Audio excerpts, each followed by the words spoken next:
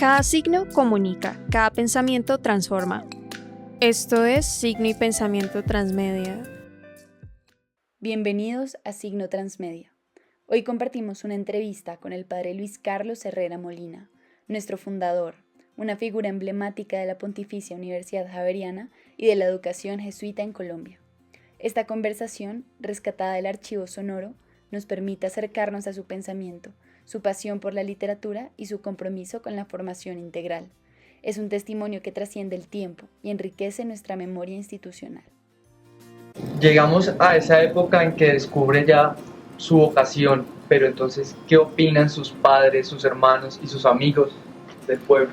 Bueno, mis padres indudablemente eran partidarios. Era un honor que un sacerdote saliera de la familia, de la compañía de Jesús. Nosotros no sabíamos qué era la compañía de Jesús y la conocimos a lo largo de los primeros estudios, porque yo hice primero 4 años antes de entrar a la compañía precisamente con los jesuitas, 2 años en Albán y 2 años en Zipaquirá. Y te cuento que hubo una coincidencia en Zipaquirá, aun cuando no fui consciente, sino después la descubrí, y es que yo estudié tercero y cuarto de bachillerato en la Apostólica en Zipaquirá, el mismo año o los mismos años en que García Márquez estaba estudiando tercero y cuarto de bachillerato. Eran los años 43 y 44, estaba haciendo tercero y cuarto, y con los mismos autores que él estudiaba.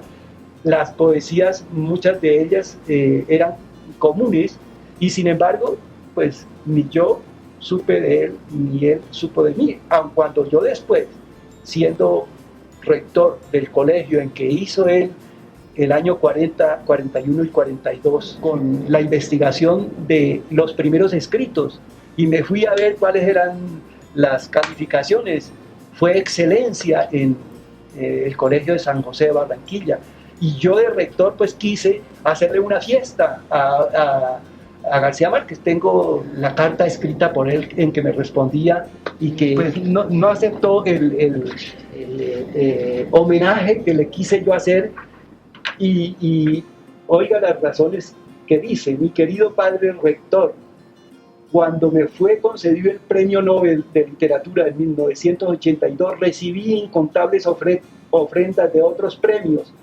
así como condecoraciones oficiales honoris causa.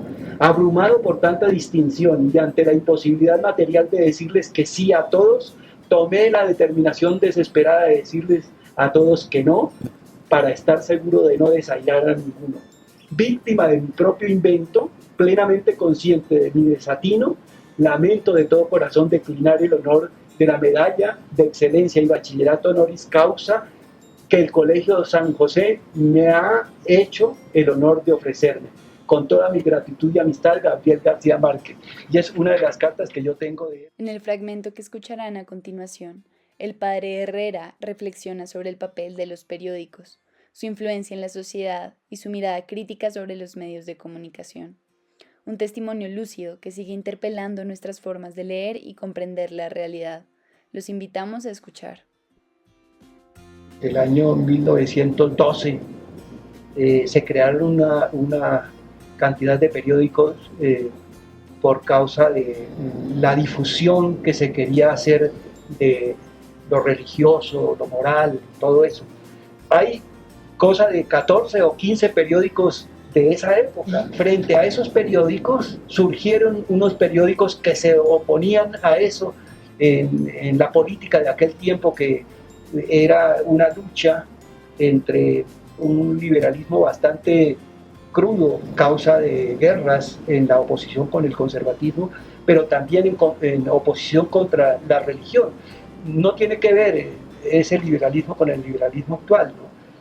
Pero hizo surgir periódicos como La Reivindicación, El Deber, La Opinión, La Palabra, La Tenaza, La Información, y hubo una polémica prolongada con Monseñor Rojas sobre si el liberalismo era pecado o no, pero sobre eso no tengo yo un recuerdo muy grande. Sin embargo, sé que a nosotros nos impulsó a informar dentro de nuestro ambiente a través del periódico, y intentamos hacer 2 o 3 ediciones de periódicos, como te contaba.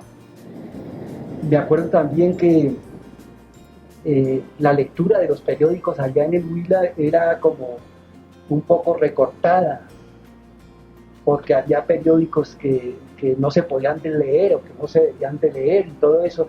Sin embargo, yo no me metí en esa problemática porque ya estaba en una formación, un desarrollo mucho mayor de los que tenían la mayoría de mis amigos y de mis compañeros. Yo del Bogotá o de Zipaquirá llevaba novedades al agrado que allá no se estiraba.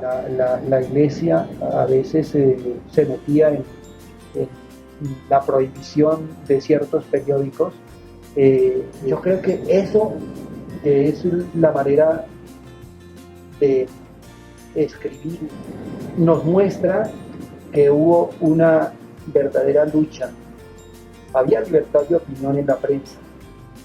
Y nos dice el padre Díaz, se hizo una campaña revolucionaria en pro de la moral, con unas hojas tremendas que se llamaban triquitraques. Esto es en el año 1912 o cosa parecida. Sin duda, las llamaradas se levantaron y contribuyó a que se cesaran muchos escándalos públicos, pero los resentimientos no tuvieron límites, dice el padre Genaro Villar. Eso indica que había una lucha político-religiosa en donde los obispos señalaban cuáles eran las lecturas y a veces hacían prohibición de unos periódicos por causa de esta lucha en que estaban empeñados, ¿no? Gracias por acompañarnos en este viaje al pensamiento del padre Luis Carlos Herrera. A continuación, dejaremos que sea su propia voz la que cierre esta entrevista, con la despedida original que quedó registrada en ese momento. Recuerden seguir conectados con nosotros para más conversaciones, ideas y perspectivas que nos invitan a pensar y sentir el mundo desde distintos lugares. Esto es Signo Transmedia. Bueno, padre Luis Carlos Herrera, muchísimas gracias por su tiempo y todos sus conocimientos puestos al servicio de los estudiantes. Es de gran importancia para los estudiantes tener grandes marcos de referencia y con mayor razón si se trata de una persona con amplios estudios en todo el campo de la comunicación y pues además reconocido con el Premio Nacional de Periodismo Simón Bolívar en todo el panorama nacional. De nuevo, muchas gracias. Bueno.